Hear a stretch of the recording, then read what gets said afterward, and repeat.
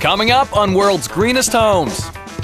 In the Canadian countryside, a green home with a pool made from recycled carpets and tires. We want it to be very low-tech and very friendly for the laborers. And cheap. And cheap, exactly. And in Minnesota, getting the most for the least, a dome in the woods. This uses 60% less material than a conventional house when you count the wall and the roof area. Resource efficient is the word that should be used. I'm Emmanuel Beliveau. Come with me on World's Greenest Homes and see the most extraordinary homes on the planet. Homes that are gorgeous, cool, and green.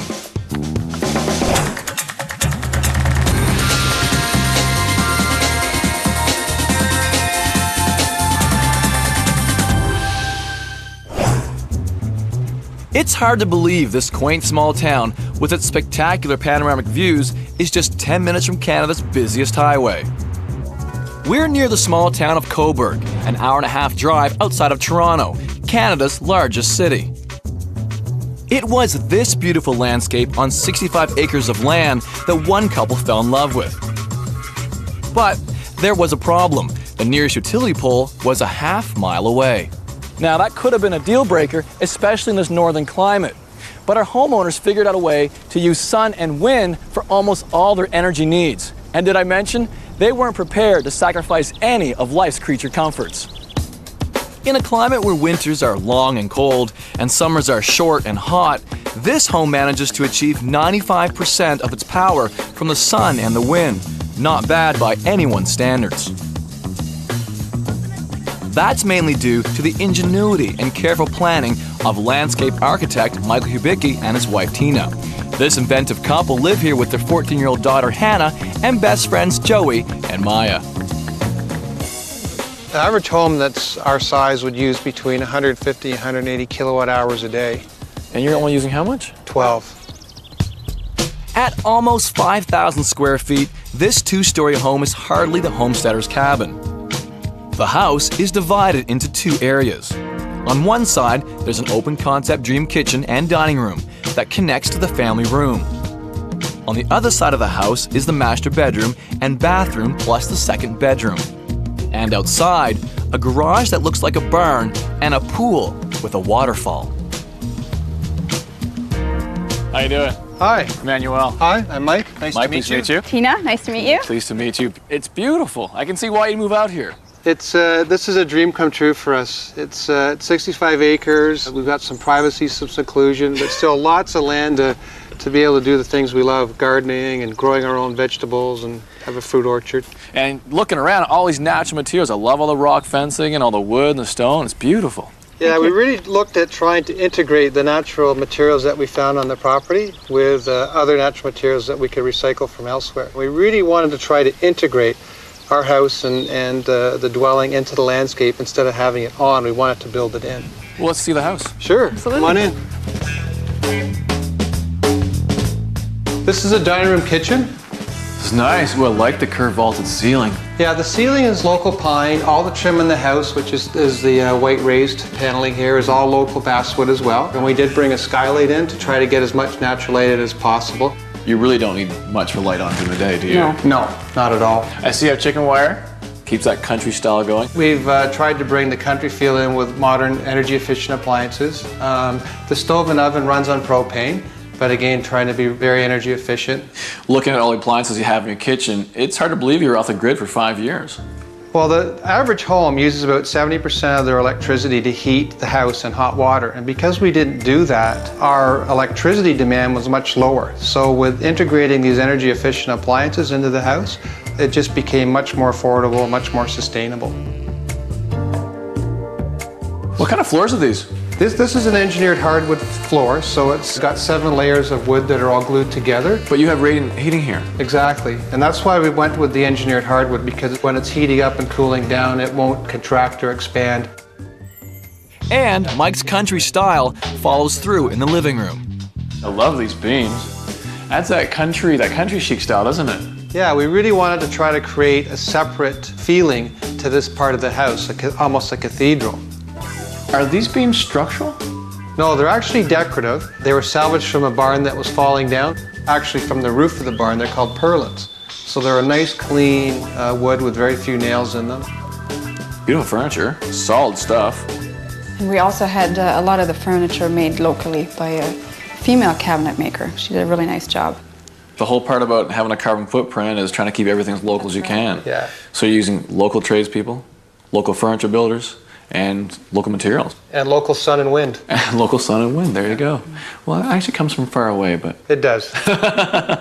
And this is the other side of your fireplace. On this side you chose stone? Yeah, again with the keeping with the more country motif in this room, so we wanted to go with the stone. This looks like cultured stone. It is cultured stone, yeah. Well, it's a good thing about this, it can store some of that heat in the daytime. Exactly. And at night it'll radiate off at night. So you can actually feel the stone here, it's nice and warm. It heats up, yeah. And these window benches are great. You have a lot of people over, you can all hang out here, and if someone stays late, they can always sleep up here too. Absolutely. But the other thing is you can see your property from here. We really tried to situate the house and the windows so that we could bring the outside in. And to create a place to be able to sit down on low windows like this, we thought would be really a great feature to have. We do sit here quite often, and I've had the odd nap after lunch, let the sun shine on my face. It's really relaxing. And with the low sills, you really get the sense that you're almost outside, don't It's you? a nice sense of connectivity. Yeah. And also this space, we brought the ceiling down in it as well. It's a little bit more intimate. And then with the post, it creates the connection to that larger cathedral space. You do feel divided, but you're right. You are still connected. Yeah. At the end of the hall is the master bedroom. Well, this is our bedroom. Nice, quaint and simple. Yeah, we wanted to keep it nice and simple and small because we're just sleeping in it. You're right, the average American home has really large master bedrooms. Yeah, we were not into that. Next door, though, the bathroom is a little more ornate. What a great tub. Yes, this is actually an old salvage tub that was built in 1905 in Port Hope, which is a local town as well. An interesting story, when we went to the salvage yard to pick it out, the owner encouraged us to lay down in the different tubs, even though they're quite grimy. And we got the 5.5 foot, but when we got it home and I had my first bath, the water only comes up to the drain. So it was coming up to about midpoint on my torso, and I wish I'd gone to the 6-footer. It's okay for me though. It's okay for you? Yeah. So I guess what he should have said was, I'll fill it with water, and then you all should test it. Much more accurate shopping. Yeah, for sure. Now, let's head down to the basement. These are great windows. This is a triple pane window. It's about 800 pounds, and it's about R8. All right, that's huge. The R value of a window reflects how well it resists the flow of heat. The higher the R value, the more energy efficient it is. Windows in a typical house are usually R1. Double panes are around, what, 2.5? Exactly. So it's very efficient windows. Very efficient window. Yeah. Makes a big difference. It sure does. Like to see the boiler room? Yes.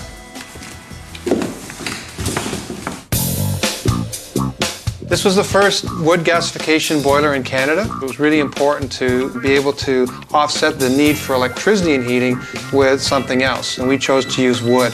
So, should you not have enough sunlight, this system kicks in? Exactly. And because it's wood, we have to manually feed it. The wood goes into a firebox right in here, and then there's a ceramic combustion chamber in the bottom of the unit where it burns about 2,000 degrees Fahrenheit. And that bottom chamber is burning the off-gassing coming off of the primary burn of this wood. Exactly. So it's very efficient and very low emissions as well. How much wood do you go through in the winter? Yeah, on an average day that's say about 0 to -10, we'll use 1 fire. So that's about 10 pieces like this. Now, what if you go out of town? Do you have a backup system for that? Absolutely we do. We just have to hit a switch and then the propane will look after that. Oh, I see. So it's completely automated if you want it to be. Exactly. Well, that's great. It's a great system. We love it. Can we head outside this way? Absolutely. Outside, at the back of the house, is a real oasis with some very green ideas. I've heard a lot about this pool. I was reading a book about how this is an eco pool. The eco pool is kind of our own invention. Basically, my dad and I built it, and we want it to be very low-tech and very friendly for the laborers. And cheap. And cheap, exactly. So it's built out of recycled car tires, recycled carpet. We layered up the tires, filled those with sand, laid the carpet over it, then we put the pond liner on, used a piece of recycled plastic to get the edge on the infinity. The water then flows over that edge and into the pond. Down through the drain, it goes into a series of 2 filters and then through the very energy efficient pump. And it's not that deep. How deep is it? It's about 5 feet deep in the middle, Okay. so it's a plunge pool. Yeah, that's not so bad. So you just Yeah. dug us out of the ground. Exactly. Yeah, my dad and I pretty much built the whole thing ourselves. We had a machine for one weekend that dug the hole out, and the rest of it's just all low-tech manual labor. We probably built the whole thing for about $1,800. $1,800. Yeah. It costs thousands and tens of thousands of dollars to build a pool. Yeah, well, hopefully one that looks this beautiful. It'd be a bit more than that, but it's turned out really well. We're really pleased with it. The infinity-edged pool is a swimming pool constructed with the illusion of extending all the way to the horizon or to infinity.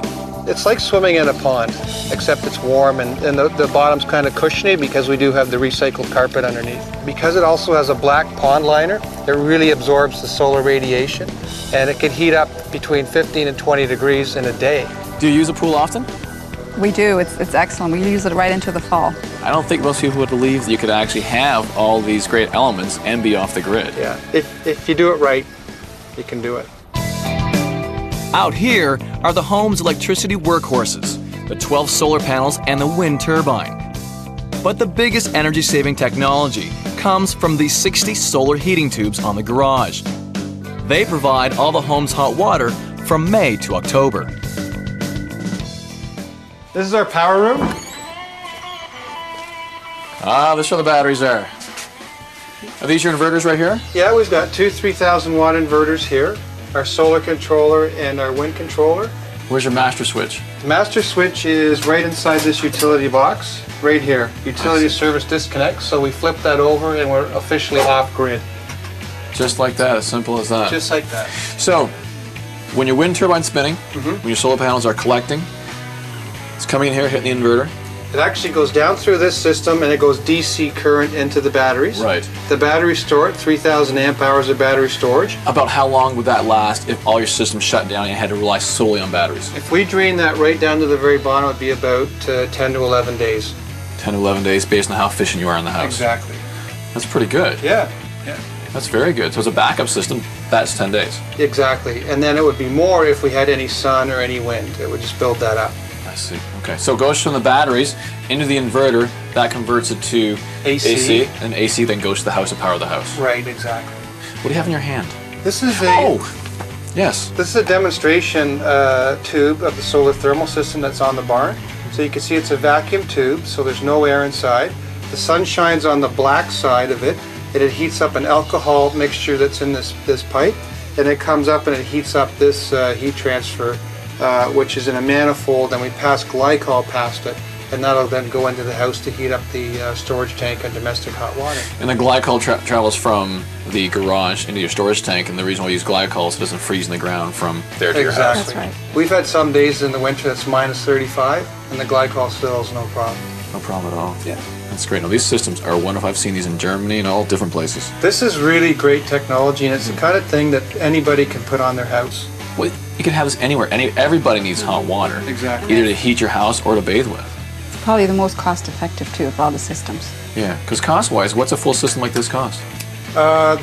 When we bought this, there was really only one manufacturer, so our system was about $8,000, but now there's many new manufacturers, and I bet you the system that we paid $8,000 for could be bought for maybe $1,000. It's a huge reduction in cost. That's a huge reduction. Obviously, the payback time on something like that is much quicker. Yeah, it makes it much more viable. Yeah.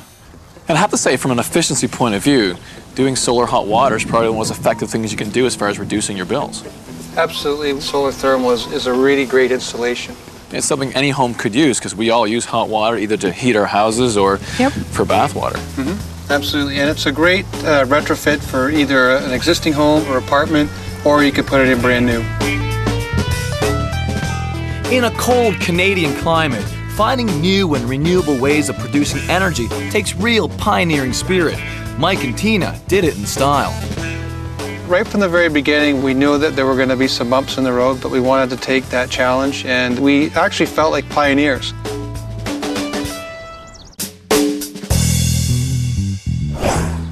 Our next home is a dome home, a geodesic dome. It's a bit like a soccer ball. They're both made up of a series of pentagons. In fact, if you cut a soccer ball in half, you've got the basic design. Dome homes are strong, energy efficient, And talk about sustainability, this next house could weather any storm. We're in North Branch, Minnesota, a 45-minute drive north of St. Paul. North Branch is named for the North Branch of the Sunrise River that flows through this town of 8,000 people. Nestled close by on a 50-acre wooded lot is a home called Bear Creek Dome, based on the geodesic dome made popular in the 1950s. We've got a 49-foot diameter dome, so outside to outside is 49 feet. It ends up being with the cupola on top, which is used for ventilation purposes. It's around 33 feet high to the top of the cupola. The spherical design of this home provides strength because all the points of the structure share the stress evenly. It can withstand earthquakes and 200-mile-an-hour winds. Even the weight of several tons of snow only makes it stronger. And the dome shape uses 60% less structural material than a traditional box home. What makes Bear Creek Dome so special? Everything in this dome is as natural and chemical-free as possible. Meet Dennis Oden Johnson and his wife, Tessa Hill. When it comes to domes, Dennis is an expert. He's been selling dome building kits since 1978. They finished building their dome home just in time for their wedding in 2007. Because domes are self-supporting, they have no internal walls, so the interior is a large open space. There's a large kitchen that spills into the dining room, a living room, and an entertainment area. On the other half of the main level is a master bedroom and master bath. Upstairs, on the loft level, is a guest bedroom, and an extension from the dome leads to a small home office. Welcome. We're so glad to have you here. This is our home. This is called Bear Creek Dome. Come on in and take a look at our dome. And this is my wonderful kitchen. I love it here. It's big, it's very non-toxic, both in the products that we use to build it and the products that we use to clean. And there's good reason why Tessa and Dennis are so passionate about the products they use. I lost my son to a brain tumor when he was 11 years old, and I believe that toxins cause that problem. And Dennis and I both lost our spouses to cancer, so we're constantly on guard, and we're constantly trying to tell other people about these issues.